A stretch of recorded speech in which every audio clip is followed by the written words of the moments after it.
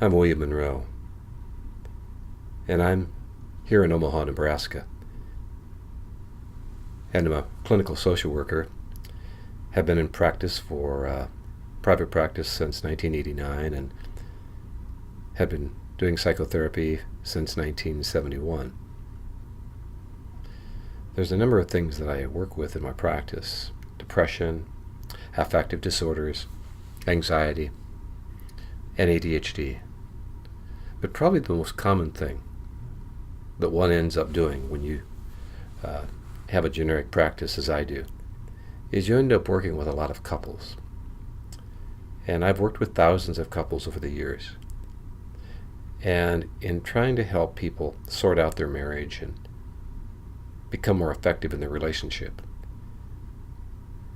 it's become clear to me that there are some things that are almost universal in all marriages and with all couples.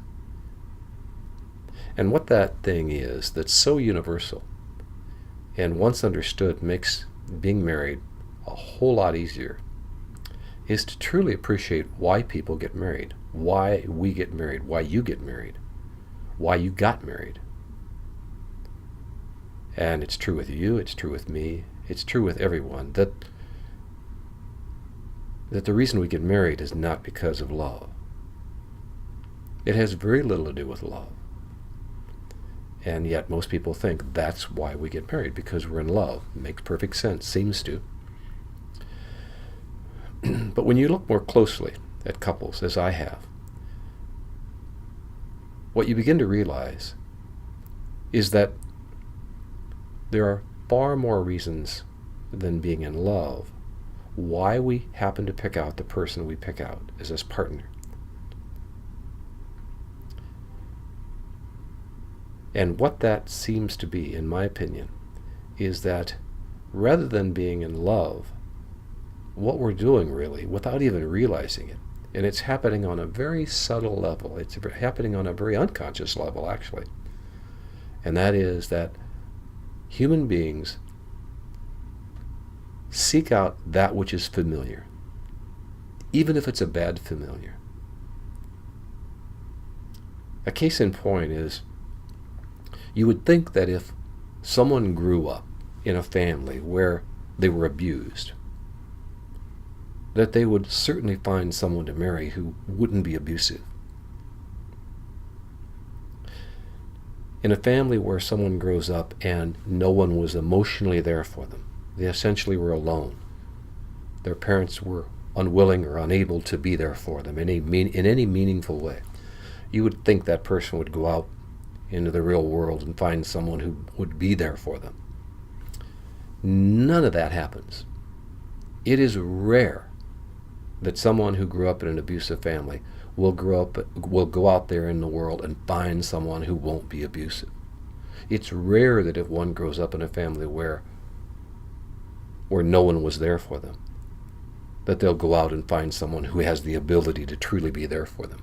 It just doesn't happen. Many people will say, well, I didn't know he was an alcoholic when I married him. I did not know that he had an anger problem. I did not know that she was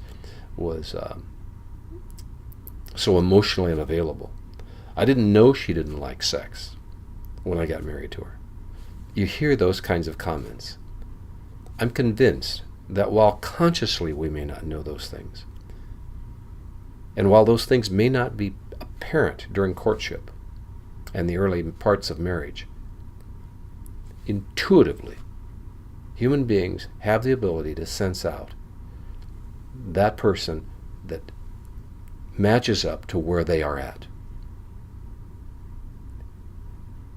They match up to what I need. They match up to what's familiar to me. We avoid what's unfamiliar, even if it's a good unfamiliar, and we seek out that which is familiar, even if it's a bad familiar. It's a fascinating thing to watch. It's a fascinating thing to watch. But it's true with all of us, me included. We all do this. Sometimes we're fortunate enough to figure it out and to make some sense out of it. Because it's not so much about marrying the wrong person. It's about marrying the right person for the wrong reasons, usually. Now, I'm not talking about people that marry somebody who are sociopathic and are so traumatized that they couldn't really have a relationship with anyone. I'm talking about the average person, the average marriage. So it's very important to begin to look at, why did I pick out this particular person? Because a lot of times, the things I'm complaining about regarding my partner, the things I seem to don't like about my partner, the things that I'm fed up with my partner, are sometimes the very things that drew me into the relationship in the first place. And it might be easy to think, well, if I would like my partner to be more available, I would like my partner to be closer to me, I would like my partner to be more responsive to me, I would like my partner not to abuse me. It's easy to think that way. But what we do better at, we will always do better at, if we bring it back to ourselves and say, do I get something out of this person abusing me? Do I get something out of this person not being very available? Is it benefiting me in some way, maybe unhealthy way, but is it benefiting me in some way? And I promise you, when one looks closely at that, most of the time they will find that they're getting something out of it. And I often tell couples, yes, your partner has issues, your partner has problems, I realize that, I understand that, but your partner is not your problem, you are.